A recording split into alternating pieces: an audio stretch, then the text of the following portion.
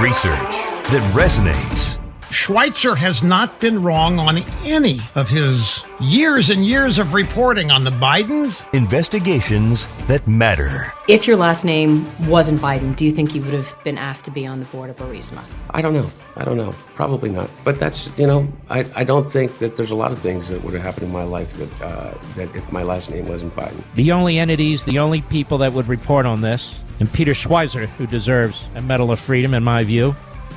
This is The Drilldown with Peter Schweizer. Hi, this is Peter Schweizer, and welcome to The Drilldown, where we relentlessly expose cronyism, corruption, and the abuse of power in Washington, D.C. The co-host of the program, Eric Eggers. Eric, how are you?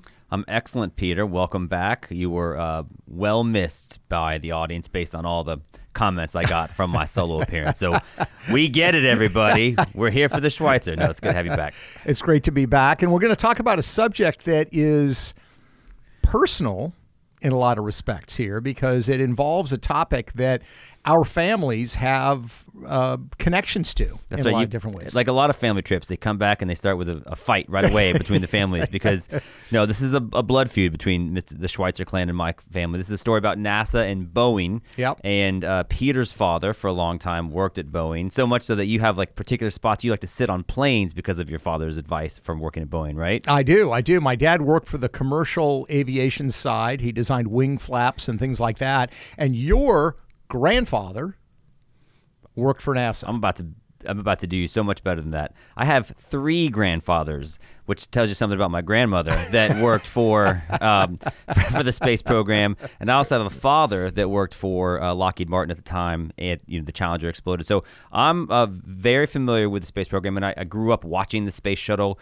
blast off from my front yard. So space flight and what it means to the country, and what it represents as the best of what we can be as a country, is a big deal. And so when I saw this story while you were gone, that somehow we have a couple of different astronauts potentially stuck in space because of some issues that Boeing's had with its takeover of one aspect of flying astronauts to the International Space Station. I thought, this seems like a thing.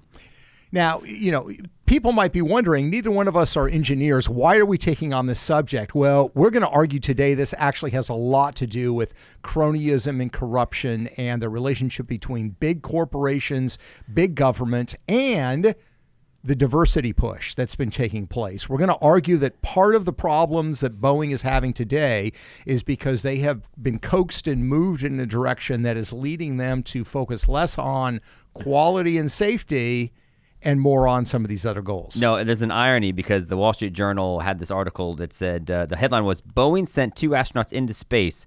Now it needs to get them home. And I thought, it would be interesting to learn more about this. Of course, I was unable to reach anybody with NASA at the time because on last Wednesday was Juneteenth. And of course, NASA was closed for a federal holiday. And that just speaks to kind of the recent DEI push. And Boeing has maybe embodied that better than anyone else. And we've got some stuff on that. But I think the issue is this, right? You've got these astronauts have been sent into space. Boeing's had some challenges. The New York Post, in a slightly more breathless tone, says, Boeing Starliner astronauts stuck at International Space Station as engineers on Earth race against time to fix multiple problems. They raced, then they took Juneteenth off, and then they raced some more. Remember, we've seen Apollo 13, this image of like the NASA people. They got their white shirts, they're drinking coffee, they're like racing around the clock. Yeah. And I just thought that image compared to like, okay, we got some astronauts up there, we got some helium leaks, we've got some valve failures, but it's Juneteenth, everybody. We'll get back to you. We got 45 days worth of food up there. We're good. And that is unfortunately the modern reality of where we are as a space program. But I think that we always say big government and big business are business partners. They're allies, not oppositional. And I think this potentially speaks to that at the cost of the taxpayer, and I think also at the cost of American pride. Right? I mean, I think that's the point. Is we used to be the best. We beat everybody to the moon, and we are the geopolitical power we are largely because of our success in the space race.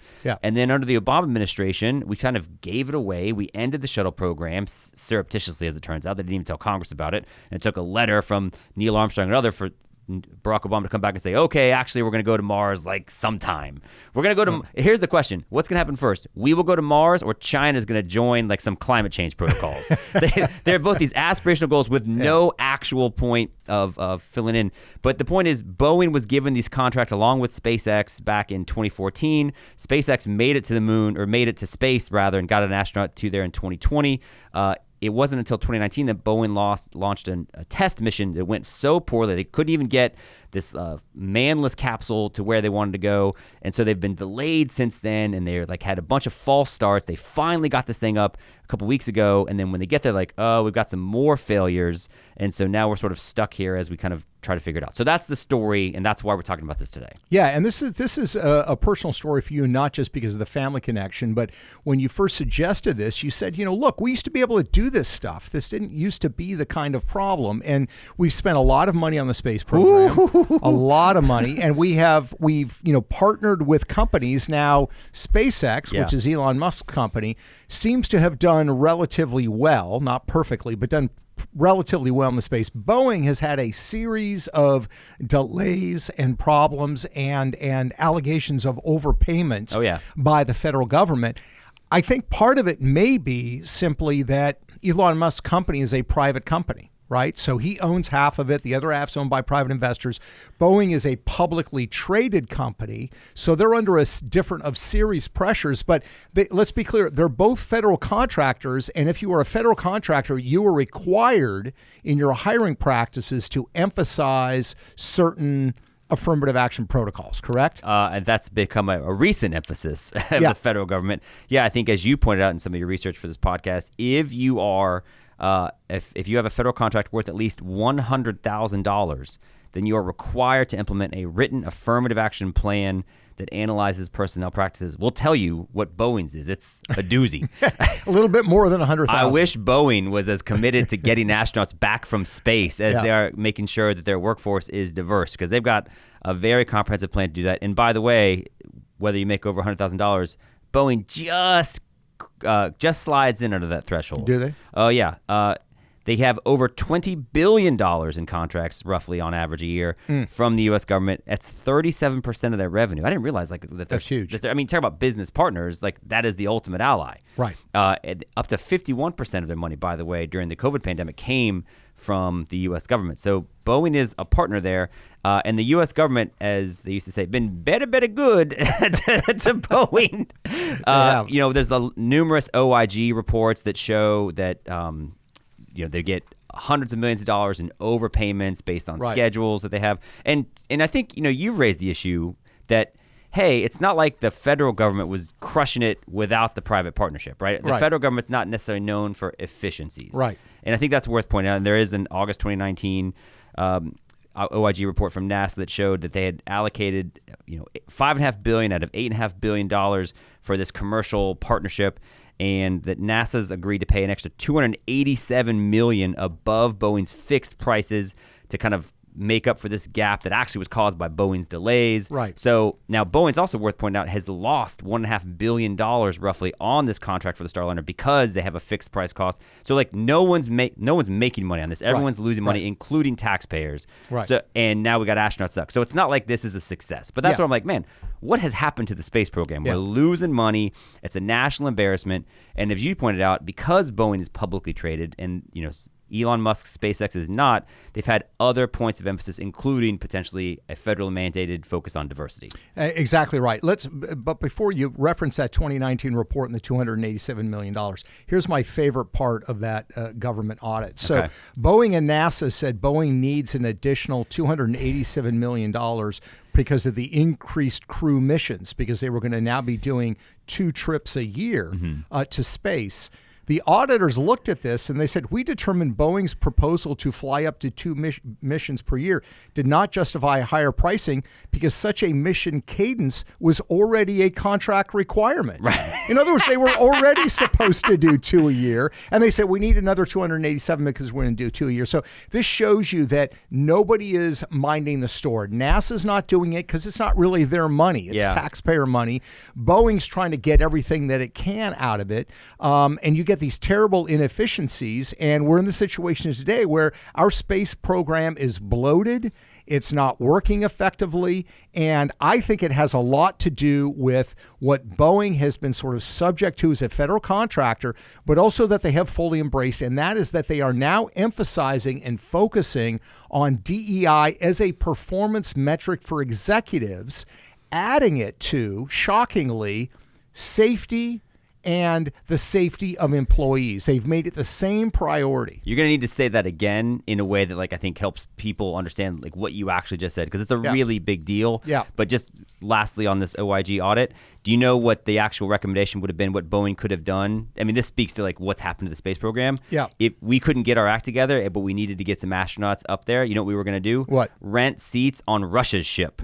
Like, seriously. Like, Russia's got it figured out. We're like, I don't know, man. Yeah. The Russians got it figured out. They're getting their asses kicked in Ukraine, but they can get to space. That's where we're at. Yeah. No, it's shocking. So here is the reference. This is Boeing's proxy statement to shareholders, which lays out operational performance. This is the metric by which they are going to judge executives. In 2021, it was product safety, employee safety, and quality. Which, by the way, that was it. And Boeing's not, like, crushing that, right? No, I mean, like, but that was that. Those were their sole priorities in terms of operational performance to measure whether departments are doing well. 2022, it's product safety again, employee safety again, quality again, but they've added climate and they've added diversity and equity inclusion. And this is going to determine whether executives get bonuses, whether they're actually meeting these missions. And there's a further quote from that proxy statement that basically says in their 2023 report, for the first time in our company's history, we tied incentive compensation to inclusion. Our goal was to achieve diverse interview slates for at least 90% of manager and executive openings. In other words, you've got to have that many candidates. They wanted to increase that the following year to at least 92.5%. So what does this mean? We're not suggesting that if an executive is a minority, they're less competent. What we're saying is their performance metric is who are you actually putting into these slots? So you might have a scenario. Where a more seasoned, experienced executive is being overlooked by somebody, for somebody who has less experience, less professional ability in that area, who happens to be a minority. And this is a concern not just for Boeing. We're seeing this in medical schools and everywhere, where that's now become a criteria for actually putting people into these responsible positions. And here's what's so unfair about it. All right. It's not just a safety question. Are you hiring the most effective, competent people for those jobs? Well, they want, I mean, the point of that 92% of interview slates being diverse, they want to result in 47% diverse hires, suggesting that, like, 47% of the people they're going to hire aren't necessarily the most qualified. It's because they're checking this box. Right. Exactly. And, but it's unfair to, let's say you're an engineer who's Hispanic or black or whatever, and you are there. You got there on your merits. This was not part of this. We've got to hire 47% diverse hires. Everybody's now looking at you and saying, well, is he really here because of his competence and his ability? It's unfair to the people that are actually doing the job right. So it's disastrous on so many levels. Well, you shared that UCLA Medical School is among the more notable examples that are implementing a similar policy. And I think the point you made is, like, the example you just said, it's maybe unfair to people that get hired, and now that raises questions, are they here for the merits? Or are they here because of some other qualification from a demographic perspective? But how about the people who happen to be diverse that made it in under the original requirements, which are just merit-based? Yeah. It's kind of a disservice to what they had to do, right? Absolutely right. And, look, here's the thing. When you're talking about safety for Boeing, it's got to be very precise. It's got to be very good. When you're talking about somebody going to medical school and becoming a doctor or surgeon, you got to be very specific. You got to be very very precise. My point is this. If you make a diversity hire for a third grade teacher, okay, you may not be getting the best teacher, but it's not going to result in potential death or system failure. If you hire a sociology professor based on a diversity requirement, as they usually do, Exactly. You're not facing life or death circumstances. What I think has people very upset in the context of Boeing and in these medical situations, you are actually talking about something that can result in deaths if you're not getting the most qualified person to fill a position. You know what's really funny is I was going to make a similar point, but I was going to use a slightly different example. I was going to say, listen, if Panera wants to have diversity requirements for who gets me a cup of coffee or bagel, I got no problem with that. You went third grade teacher, which just tells me that you see teachers as basically food service employees. So that's my takeaway from your example. but it's exactly right. Like there are some fields in which it cannot be about anything but performance and merit because the stakes are so high, which is why I think when you see things like the military raise these standards and they say, wait a minute now, I mean, we're talking about actual life or death scenarios. But by the way, it's funny because maybe it's a coincidence, but we are seeing, I mean, the Boeing CEO was literally, while they have these astronauts stranded in space last week, the Boeing CEO, Dave Calhoun, was actually testifying before Congress where he was apologizing to family members of a number of people who have died as a result of accidents due to Boeing's mechanical failures. Yeah. Now, but here's the shocking thing about it, and I saw the testimony. Here's the disconnect for where these corporations are. On the one hand, he did the same thing that Mark Zuckerberg did when he was there. If you remember when he testified before Congress. Failed to blink? He stood up and he apologized. There were people there whose children had committed suicide on social media. He apologized to them. The Boeing CEO did the same thing, and he said, you know, we're deeply grieved for the suffering that has been caused by people who went through this. But then he testified, I'm proud of our safety record. How can it be both? It can't be both. Well, so to me, it's this legalism. It's the PR stunt. You know, okay, the cameras are going to be clicking and watching. You're going to apologize, but do not admit at all that we have had failures, that maybe it's a problem with hiring or quality control or whatever. Don't admit anything. So it's this massive disconnect. Maybe not the only example of a disconnect that the Boeing CEO is familiar with. After they had one of their accidents, I think it was the Alaskan Airlines accident, the Boeing CEO told the board in a rather public way, listen, this is bad. I'm going to withhold. I'm going to forego my $2 million, maybe $2.8 million bonus. It wouldn't be right. I feel so bad. Okay. But he's leaving this year, and given their success in the diversity threshold, shareholders of Boeing have approved a pay package of $33 million for outgoing CEO Dave Calhoun. Here's why that matters. It's the highest package ever paid to their CEO and a 45% increase from what he got in 2022. So here you have this guy. He's literally being called on the congressional carpet because of how bad their products have been. And it happened under his watch. Under his watch. You've got astronauts who are stuck in space after this is a 5-year delayed thing. And then they get up there. So the delays they're facing at the ISS, we think they'll be able to bring them back home. We hope they can bring them back home safely. Many observers of NASA and Boeing say, look, this is fine. They're just taking the extra time to observe and run tests. And I hope and pray that is correct. But the point is, Boeing's track record is not elite on this. But his pay is. And so that is among the disconnect that you're seeing, and it's funny because it speaks to like, hey, the companies are going to be good at what they're told they're going to be evaluated on, and the federal government has said we're going to evaluate you partly on diversity. And let's remember, when you talk about Boeing shareholders, the vast majority of which are investment funds like BlackRock, for example, that hold, mutual funds and have proxy votes. So these are not mom and pops. I mean, my family, we have some Boeing stock. My dad worked at Boeing for 30 something years. But it's a good job you've disclosed that during the production of this podcast. I personally don't, but Stephanopoulos is going to be all over you for this. Exactly. But, it's these large institutional investors like BlackRock who don't think in the sense that traditional shareholders do. They have this agenda that they're pushing.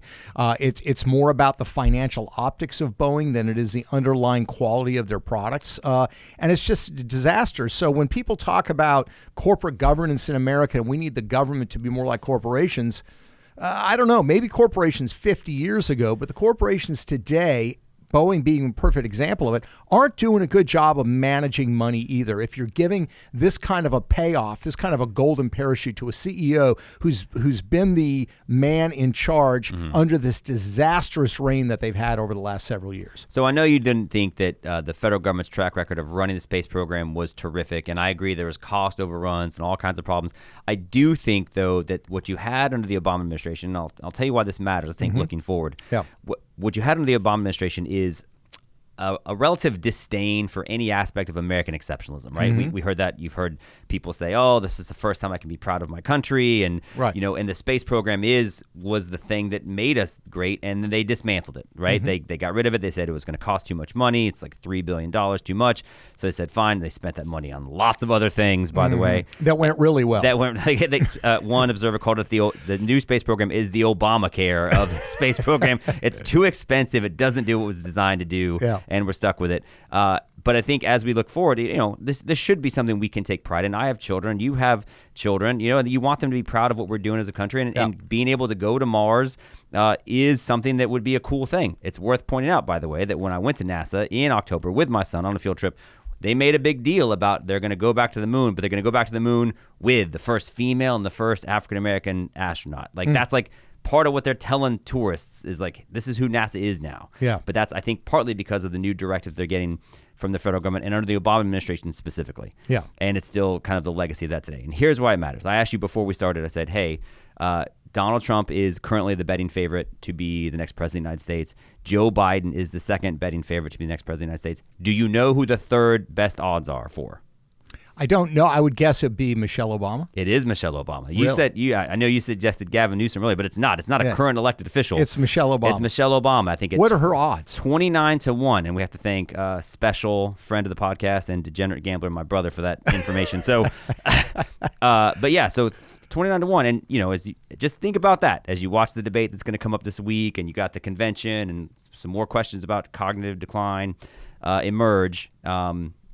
The Obamas might not be out of the U.S. government business, which means we might not be out of the DEI business. That's very true. Well, look, it's a classic example to me of, you take something from American history where, we were a segregated society. 70 years ago, 60 years ago, we were a segregated society, and we have corrected that. But now you have an industry, a diversity industry that's been built up where people make money by looking for what they see as racial disparities and racism occurring. And the problem is they've pushed that envelope so far now that you have people like engineers and experts in space technology, or people going to medical school. We're now making decisions on who's going to have those positions, not on who's most qualified, but who fits into a certain racial box. And it's a terrible, terrible place that we're in the country. And I do think that this might be a bridge too far for the whole DEI. Again, people recognize it. If you're going to hire somebody for a job that where it's a core competency is not going to kill somebody, they're kind of willing to roll with it and tolerate it. But when you start talking about doctors and specialists in space technology or aircraft, that's something that gets a lot of people concerned. Well, let me pull a you, since you're normally the one that likes to leave somebody with the optimistic kind of take on things, and since you weren't here last week and I had to host, I kind of got used to that space. So let me give you I'm proud of you, a thing to be optimistic about. I think because you're back and because our podcast continues to be so successful, I think finally people are going to wake up and realize that two white guys talking here who should be listened to on DEI matters. So I think I think we solved it, and I think they're going to take it. We know what we're talking about because we've let's experienced listen to the it. Swiss guy. Yeah, let's listen to the Swiss guy. Well, Switzerland, you've got Italians, you've got French, and you've got Germans there. So it all makes sense. Well, we appreciate you, as always, taking the time to listen to our conversation, but we want this to be a conversation that includes you as well. Please do send us comments on YouTube. You can send them to us on Twitter X. We love to hear what you have to say. You can also find this podcast on all kinds of locations, from Rumble to Apple, and we just appreciate the interaction. We do actually look at the comments, and we would like to hear your thoughts on not only the podcasts that we have done, but what we might want to look at the future. So again, we appreciate you taking the time. You can find out more about the research we're doing at thedrilldown.com, and you can find this podcast wherever fine podcasts are located. Until next time, thank you very much.